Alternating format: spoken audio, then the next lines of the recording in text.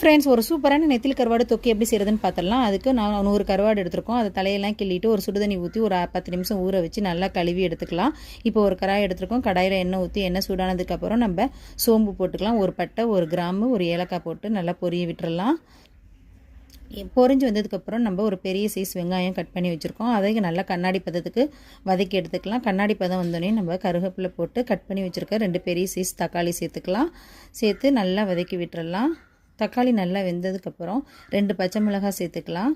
இப்போ 1 table spoon அளவுக்கு இஞ்சி பூண்டு பேஸ்ட்டு, 1/2 டேபிள் ஸ்பூன் மல்லித்தூள், காரத்துக்கு தகுந்தாப்புல மிளகாத்தூள், கரம் மசாலா ஒரு 1/2 டேபிள் ஸ்பூன், தேவையான அளவுக்கு மஞ்சள் தூள், தேவையான அளவுக்கு உப்பு சேர்த்து கொஞ்சம் தண்ணி ஊற்றி நல்லா அந்த மசாலாவோட ரா ஸ்மெல்லாம் போகிற அளவுக்கு நல்லா வதக்கிக்கலாம்.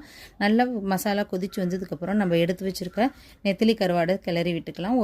ஒரு 10 நிமிஷம் அப்படியே மூடி வச்சுட்டோம்னா நமக்கு ஒரு சூப்பரான நெத்திலி கருவாடு தொக்கு ரெடி ஆயிடுச்சு. நீங்களும் உங்கள் வீட்டில் ட்ரை பண்ணி பாருங்கள். லைக் பண்ணுங்கள், ஷேர் பண்ணுங்கள்.